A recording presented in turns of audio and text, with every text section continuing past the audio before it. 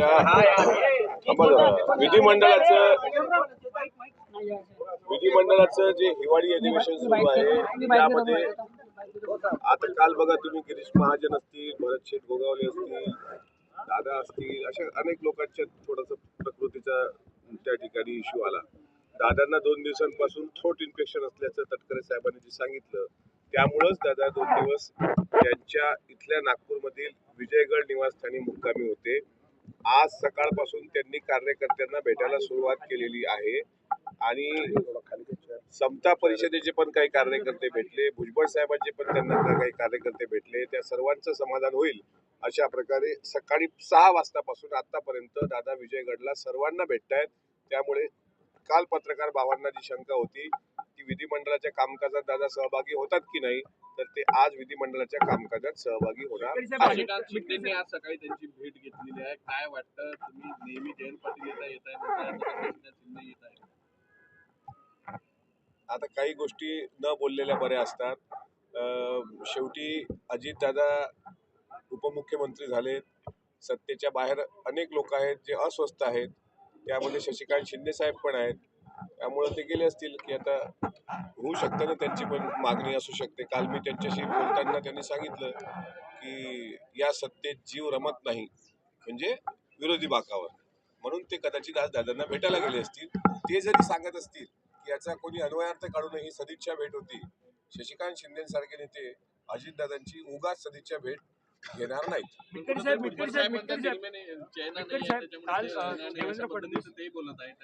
भुजबळ साहेबांची नाराजी स्वतः दादा दूर करतील असं मला कळलंय. ते स्वतः त्यांना भेटतील. ते शेवटी वरिष्ठ नेते आहेत.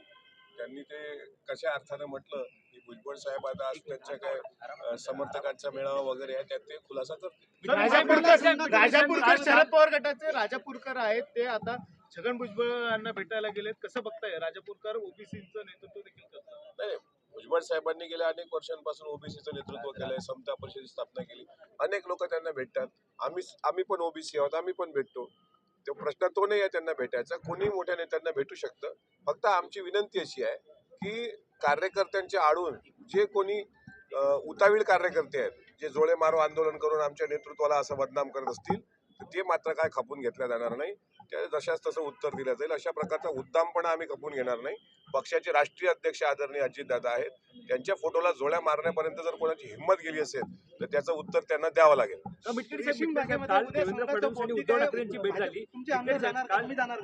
मी नाही जाणार, मी कधी जात पण नसतो. खाते वाटप अजितदादांमुळे रखडलं गेलं असं देखील म्हटलं जातं. अजितदादांमुळे रखडलेले काही खाती पदरक पाडायची आहेत, त्यामुळे 2 दिवस दादा नॉट रिचेबल होते असंही बोललं जातं.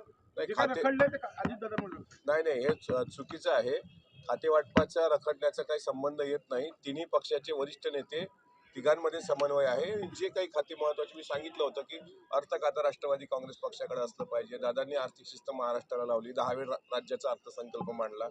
त्या पद्धतीनं आम्हाला जे अपेक्षित आहे ते होणार, आमचा सन्मान होणार. त्यामुळे दादांमुळे खाते वाटप रखडलं हे म्हणणं चुकीचं आहे. त्यांच्यामुळे 2 दिवस आजारी होते, त्यामुळे ते खाते वाटप नाही होत, असं नाही आहे. गळ्याचा संसर्ग, ज्याला थ्रोट इन्फेक्शन म्हणतात, त्यामुळे ते त्यांना डॉक्टरांनी आरामाचा सल्ला दिला. हे स्वतः प्रांताध्यक्षांनी खुलासा केलेला आहे. आणि राहिलं तुम्ही आता त्याचे वेगळे अर्थ लावतो, त्याला आमचा काही इलाज नाही. अशा वेळेस प्रत्येक वेळेस दादा आजारी पडले जातात असं देखील म्हटलं जातं. दादांनी आजारी पडू नये का? कधीच पडू नये.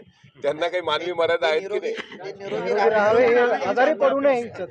अहो साहेब, एखादा व्यक्ती सकाळी 5 पासून रात्री 10-11 पर्यंत जर काम करत असेल तर शारीरिक मर्यादा येतात ना. शिंदे साहेबांना पण शारीरिक मर्यादा, त्यावेळेस पण तुम्ही असंच की शिंदे साहेबांना मुख्यमंत्री पद नाही तर मग ते दरेगावला शेती करायला गेले. आज शेवटी नंतर लक्षात आलं की त्यांना पण थ्रोट इन्फेक्शन होतं.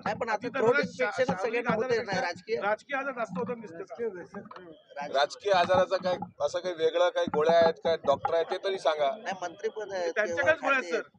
आमचे नेते एवढे कोत्या विचाराचे नाही आहेत. अनेक मंत्रिपद येत असतात, जात असतात, भोगल्या जात असतात.